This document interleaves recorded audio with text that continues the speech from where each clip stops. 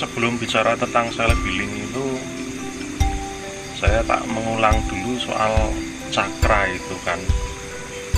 Jadi kan cakra itu kan sebuah terminal energi ataupun terminal kesadaran di dalam tubuh kita. Itu mengikuti istilahnya sistem endokrin tubuh kita.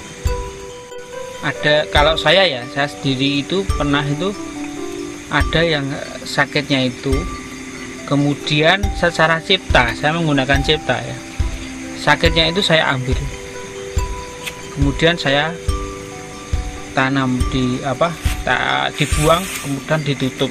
Kenapa ditutup? Supaya tidak kemana-mana, tidak ke arah mana. Kalau yang saya tahu di saya sendiri itu biasanya menggunakan yang cipto. Jadi yang biasanya untuk healing sendiri itu ciptanya itu membayangkan energi turun dari atas sampai terasa, terus turun ke bawah sampai tembus ke bumi. Setelah dari bumi dikembalikan lagi ke kita dalam bentuk lingkaran. Jadi sebetulnya bisa kita kategorikan dulu kan, healing itu, penyembuhan itu seperti apa. Jadi ada yang penyakit medis, ada yang non medis. Nah, kali ini kita akan bahas tentang penyakit medis dulu.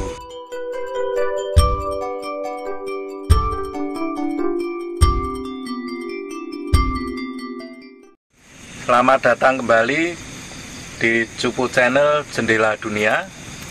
Obrolan kita kali ini masih melanjutkan episode yang lalu tentang meditasi aplikasi atau aplikasi dari hasil meditasi. Kali ini kan kita akan ngobrol tentang aplikasi-aplikasi yang lain yang bisa dilakukan dari hasil meditasi, atau mungkin cara-cara meditasi yang lain untuk pengaplikasian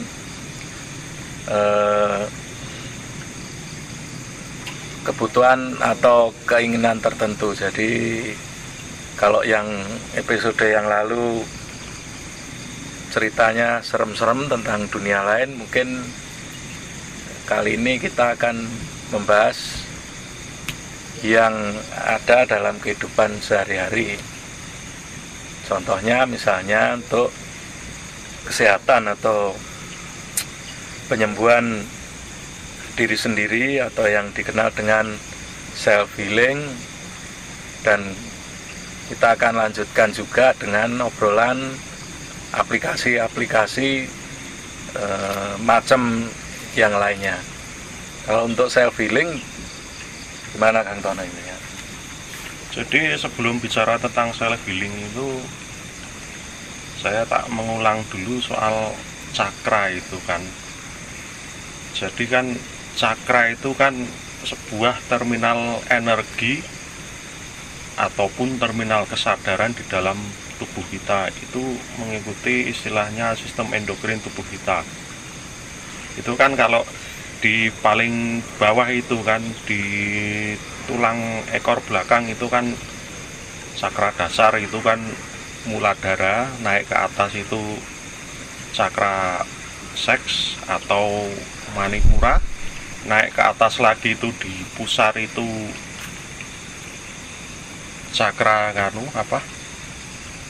kewalek ya, saya manipura ini saya Aku enggak apa. Oh ya, berarti cakra seks itu swadhisthana, terus naik lagi ke cakra pusar itu manipura, terus cakra sebenarnya di ulu hati itu juga ada namanya solar plexus itu, cuma ini yang jarang dibahas.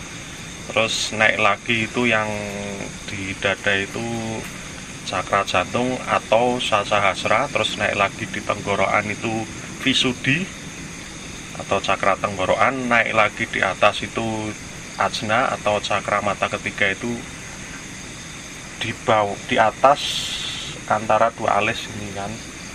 Terus di atas lagi itu ada cakra mahkota atau sasahasra.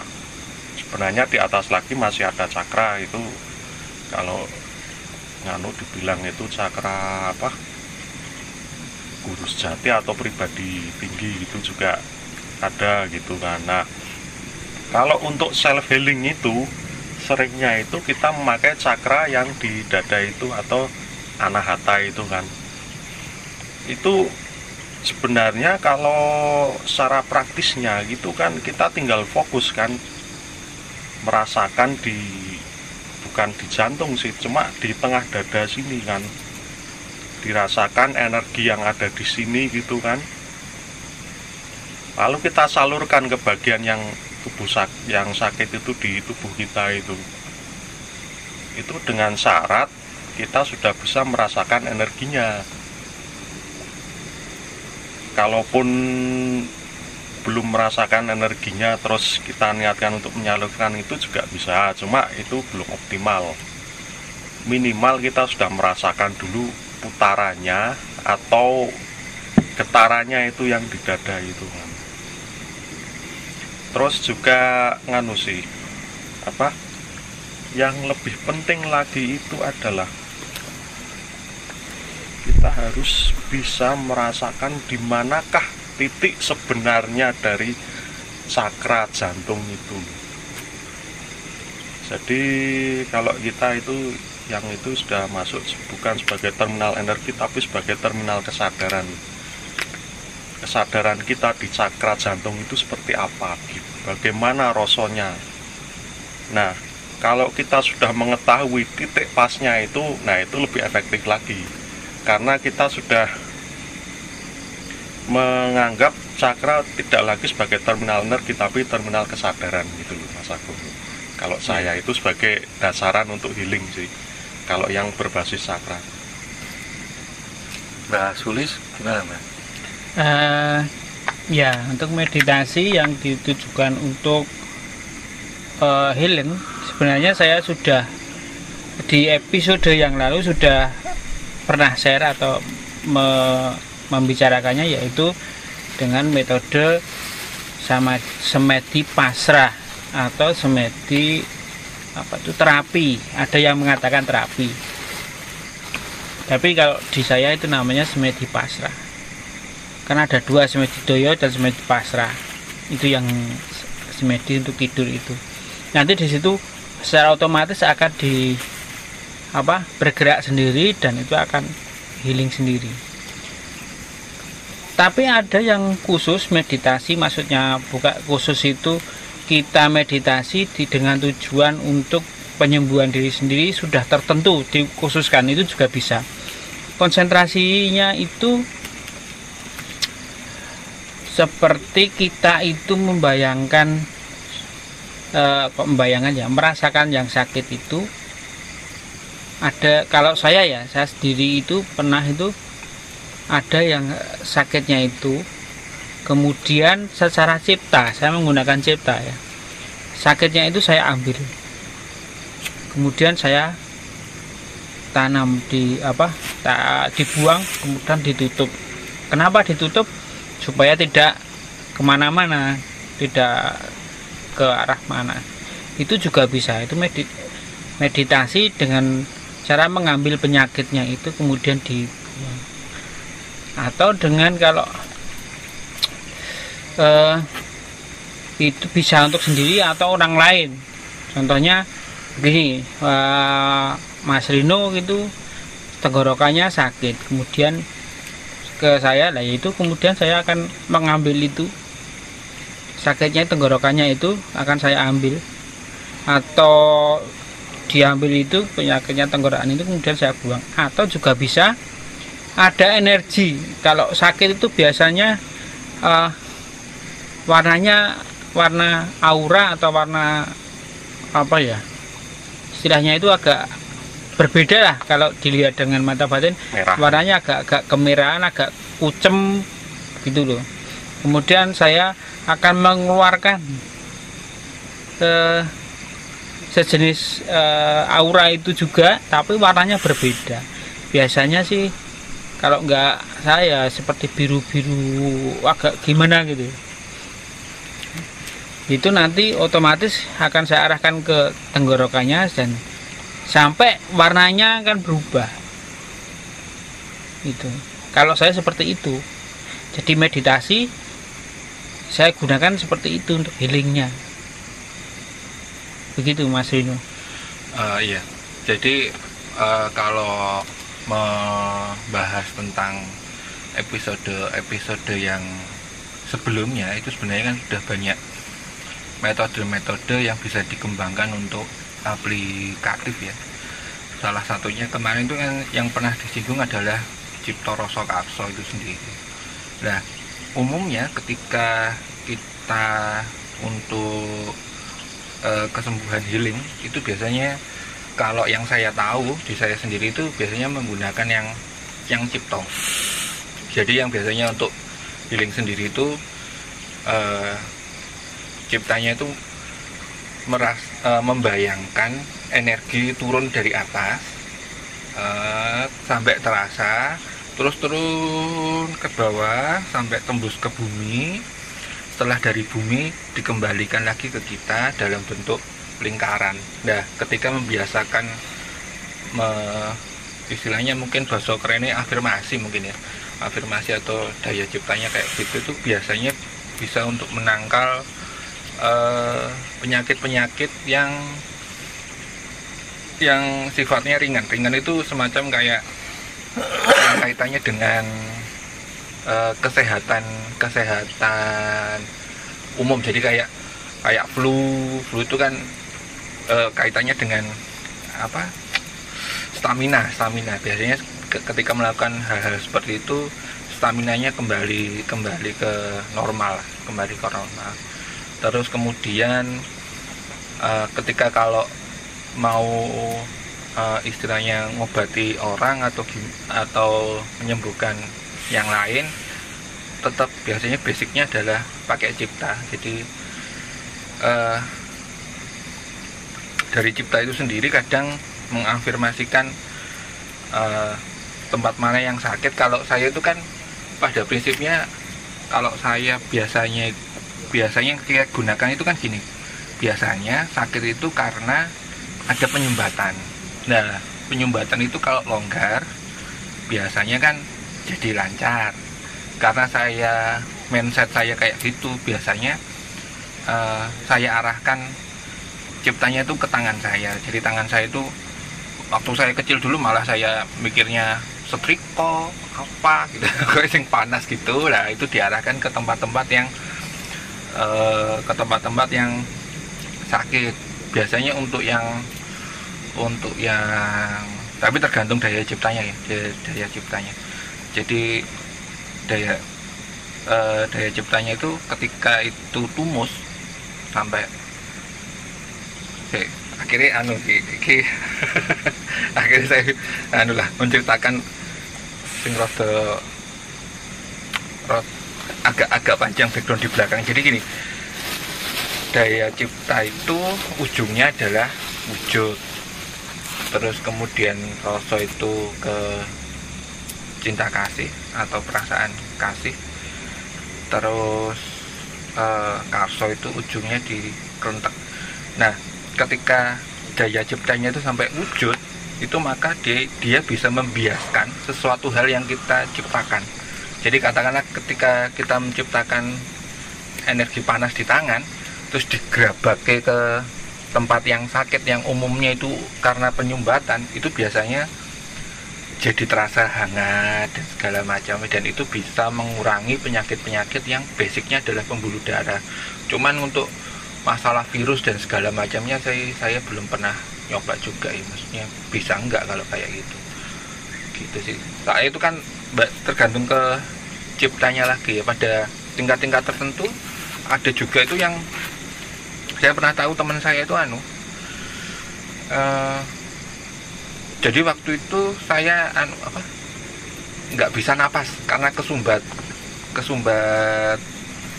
sama itu loh, ubel bahasa Indonesia apa ya?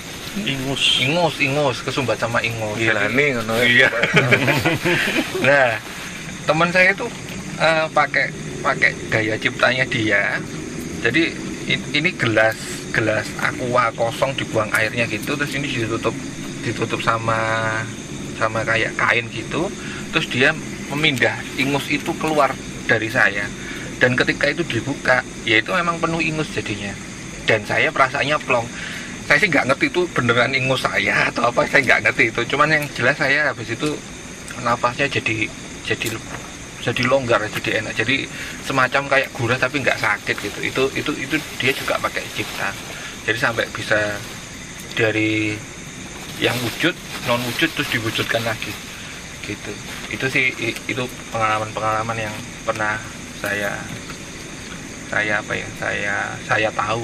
Itu kan tadi kan kalau yang nyambung Mbak Sulis itu kan yang ada kayak aura warna merah gitu kan.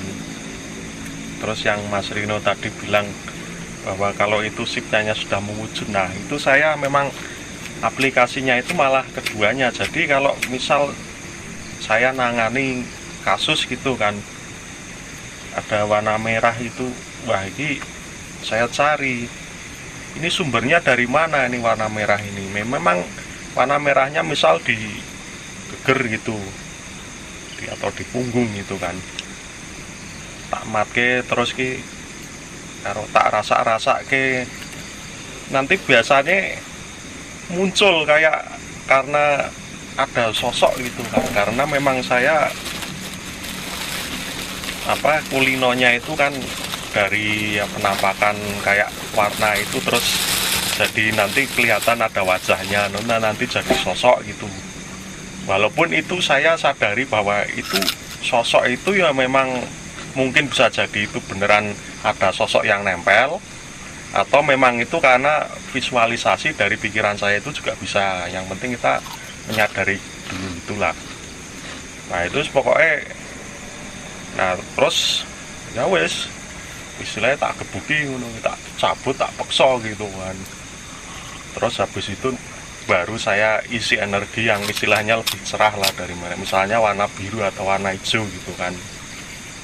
Nah itu juga saya seringnya metodenya itu seperti itu. Jadi iya karena memang kita itu metodenya beda-beda kan. Nanti kan Mbak Sulis kan memang warna gitu kan, terus ditutupi nganu. Cuma kalau saya itu saya paksa, saya cabut gitu, langsung gebuki piye carane ben metu kuwi, terus diganti dengan warna yang lain gitu. Itu kalau saya gitu. Ya, jadi sebetulnya bisa kita kategorikan dulu kan, healing itu, penyembuhan itu seperti apa. Jadi ada yang penyakit medis, ada yang non medis. Nah, kali ini kita kan bahas tentang penyakit medis dulu, ya kan? Itu juga ada pengalaman itu saya sakit gigi gitu kan. Ya memang sih musuk sakit gigi karena ketempelan kan ya enggak. Maksud saya mungkin metodenya bisa saja pakai muncul sosok, tapi kan sebetulnya itu sakitnya sakit medis. Ya pernah itu saya mencoba loro untungnya tak tambahin ini iso ya. Ya memang bisa sakitnya mereda, walaupun juga bukan berarti giginya langsung rapat sendirian enggak, tapi paling setidaknya sakitnya itu jadi mereda gitu loh. Iya. Jadi sakit medis sendiri itu ada dua hal, yaitu sakit badan atau secara fisik dan jiwa. Nah, kalau badan tadi bisa jadi itu karena metabolisme tubuh yang tidak bagus.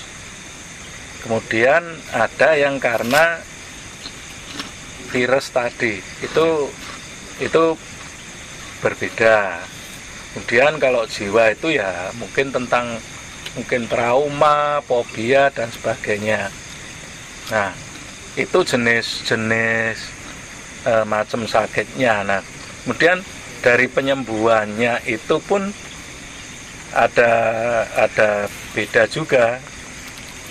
Tadi kalau kita bahas kan Kang Tono dari pakai cakra dan Mbah Sulis pakai meditasi, ya itu berarti kan itu bersumber dari diri sendiri.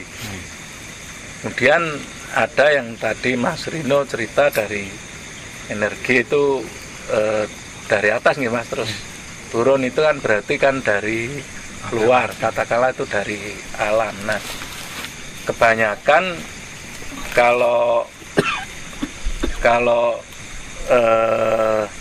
dari diri sendiri, dari itu kan metabolisme itu bisa dipakai metode dua itu. Kemudian atau kalau dengan istilah Mas Tono tadi cakra, itu mungkin ada yang menyebut itu prana atau energi atau apa itu kan. Nah itu untuk mengembalikan metabolisme tubuh itu untuk berjalan lagi atau normal lah katakan itu. Tapi bisa juga kalau untuk trauma, untuk yang mental itu lebih banyak digunakan itu afirmasi itu kan semacam mantra, doa dan sebagainya, dan itu lebih banyak ke otosugesti. Jadi mungkin sebetulnya meditasi hening juga sih, cuma itu diawali atau untuk mensugesti diri, misalnya saya merasa bahagia, saya merasa ini, karena itu di psikis, di kejiwaan, jadi bukan metabolisme tubuhnya yang ini. Nah itu untuk mengembalikan atau untuk menghilangkan trauma itu. Nah kalau yang metabolisme ya harus pakai energi itu tadi, pakai cakra, tenaga prana, atau mungkin pembayangan energi tadi. Nah satu lagi kalau itu virus. Nah virus ini yang sebetulnya agak susah karena itu kan bukan metabolisme tubuh.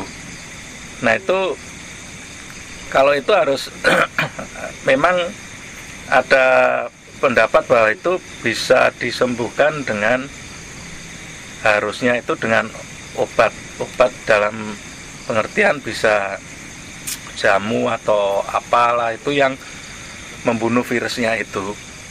Namun bisa juga dengan energi tadi, jadi itu dipersempit atau dimatikan virusnya itu. Nah ini selain virus ada juga kan kanker. Kanker itu kan menyebar. Nah itu udah beda lagi. Jadi itu penanganannya akan beda. Itu akan diubengi mboko sidik, diperkecil sampai diblok jadi kecil. Nah itu baru dihancurkan dengan mungkin obat atau dengan energi dan sebagainya. Jadi ada bermacam-macam dan metodenya juga bermacam-macam juga. Saya kira seperti itu. Iya, jadi memang healing sendiri itu atau penyembuhan sendiri itu sebenarnya kan kasus by kasus. Jadi setiap sakit itu mempunyai sebenarnya metode sendiri untuk penyembuhannya, tergantung dari sakitnya. Kalau yang saya ceritakan tadi tentang kayak merasakan energi dari atas turun ke bawah, terus kemudian sampai ke bumi, dari bumi nanti membalas ke kita lagi, terus akhirnya jadi kayak gelembung energi yang melingkupi kita, itu biasanya digunakan untuk meningkatkan vitalitas bukan dalam arti vitalitas pria ya. vitalitas energi, jadi mengembalikan kita ke stamina prima. Jadi bukan yang untuk sakit gimana enggak. Jadi kadang-kadang itu ya sakit itu kan, kadang itu persepsi sakit itu macam-macam sih. Ketika kita tidak menghendaki ngantuk terus ngantuk, kadang ngantuk itu dianggap penyakit. Kadang ketika kita tidak menghendaki lapar terus lapar itu penyakit. Cuman kan kadang-kadang itu sendiri kan obatnya ya jelas, nek ngantuk ya turu, nek luwe iki mangan kan gitu. Memang bisa jadi agak dikesampingkan, tapi ya tetap aja nek luwe ya kudu mangan gitu. Ya, nek kan tadi Mas Agung bilang kan soal medis itu kan, kalau untuk menggunakan tenaga ya energi diri kita, apakah itu reiki atau prana atau menggunakan cakra, itu kan untuk penyakit medis itu kita butuh ketelatenan. Misal terapi sehari 2 kali itu selama beberapa hari ya bahkan beberapa minggu itu juga bisa, untuk jadi ora terus sekali suwuk itu mari itu enggak, itu butuh ketelatenan lah. Dan yaitu faktor yang pertama itu si pasien itu yakin apa enggak gitu loh. Terus yang nerapi itu mau enggak gitu nerapi selama itu gitu loh. Misal selama 2 minggu yang dibutuhkan, itu si terapisnya itu mau atau enggak gitu kan. Nah, itu juga faktor dari dua sisi itu yang apa istilahnya untuk menyembuhkan itu. Nah, kalau untuk yang terapi istilahnya itu untuk menyembuhkan kayak trauma itu ya itu yang agak susah karena itu menyangkut alam bawah sadar kan. Kalau mau lebih praktis itu sebenarnya pakai hipnoterapi kan. Jadi kita memang membutuhkan orang lain gitu untuk menghipnotis diri kita untuk masuk ke alam bawah sadar kita. Atau kita memakai cara meditasi pribadi itu secara sadar itu juga bisa gitu kan. Jadi tetap fokusnya itu kita alihkan, cuma kita turun ke bawah terus gitu. Itu kalau istilahnya di dalam kejawen itu adine muragil itu sumurup, atau itu yang dinamakan alam bawah sadar kita. Kebalikan dari itu adalah kakange barep atau itu biar gitu. Nah, kalau kita sudah masuk ke bawah itu ke adine muragil itu atau sumurup itu, kita harus berani ketemu alam bawah sadar kita. Apa yang paling kita takuti itu penyebab trauma itu harus kita hadapi. Kalau perlu kita lawan, kita berkelahi di situ. Istilahnya kita segala cara supaya kita tidak takut lagi gitu. Dan itu juga itu kita lakukan berkali-kali, tidak terus sekali berhasil enggak gitu kan. Atau nanti kita di alam bawah sadar kita ketemu apa gitu, ya itu kan bisa macam-macam, itu kan tergantung kasusnya, itu kan masing-masing orang kan beda gitu. Nah, terus ada lagi yang untuk healing itu penyebabnya itu adalah ketempelan energi atau kena sawan itu. Itu sebenarnya lebih sih. Kalau sekedar nempel itu lebih praktis. Istilahnya lebih gampang disembuhkan, kecuali si orang itu berbuat salah. Misalnya dia ngencingi makam gitu, nggak sengaja mengencing di dekat situ ada makam gitu, makam tua gitu kan, nanti kan si penunggu makam itu kan dia nggak terima, terus nempel gitu, terus bikin dia sakit gitu. Itu susah itu karena dia sudah berbuat salah dulu itu kan. Istilahnya gitu, nek gitu harus ada tembungnya gitu kan, syaratnya apa biar dia sembuh gitu kan. Cuma kan kalau pengalaman saya ini, orang itu lebih seneng kalau itu penyebabnya itu ketempelan, bukan karena medis gitu loh. Karena dia pikirnya nek aku nek mau ketempelan biasa mau sekali suwuk mari gitu kan, tur gratis. Akhirnya dia kayak ada mindset itu di non mediskan, padahal belum tentu, bisa jadi itu medis itu. Nah, ada pengetahuan tentang sakit,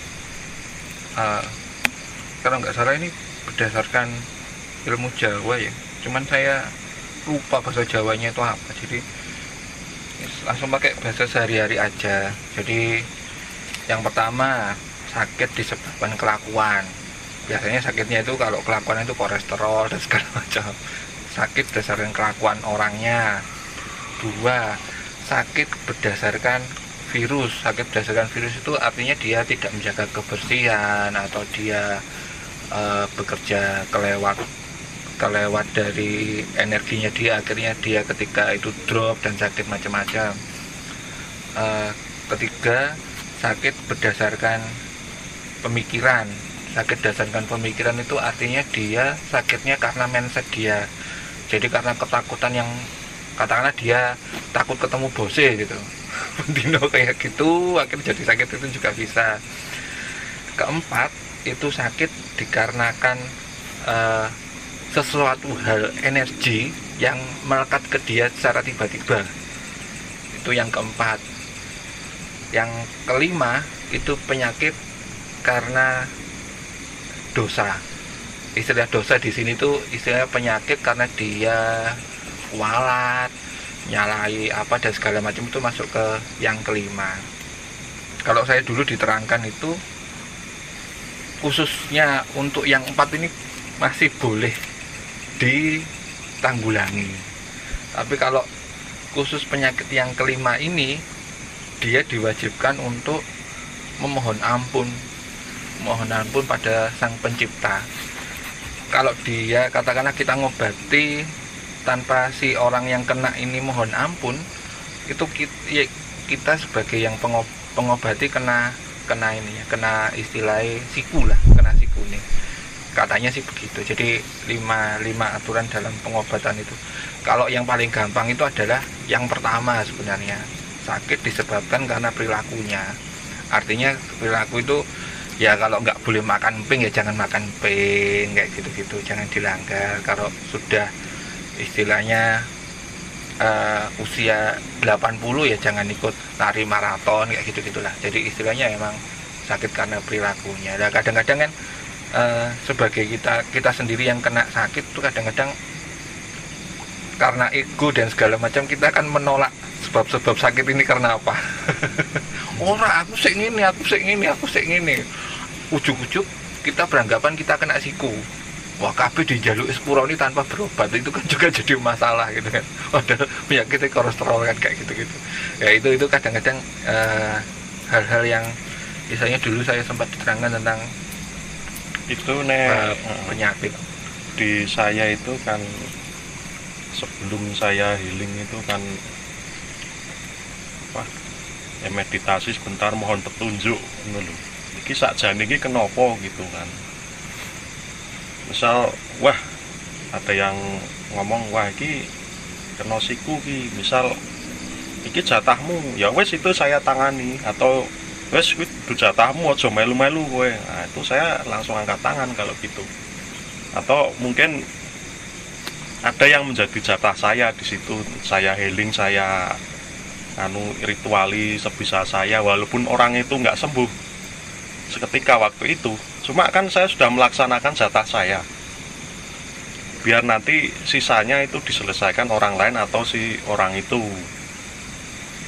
Atau misalkan wah iki wong iki, misalnya seperti Mas Firno bilang, wah iki wong iki duwe dosa iki, syaratnya nek pengen mari kudu ngene-ngene. Nah, itu nanti syarat-syaratnya itu saya beritahukan ke orang itu biar dia menjalaninya.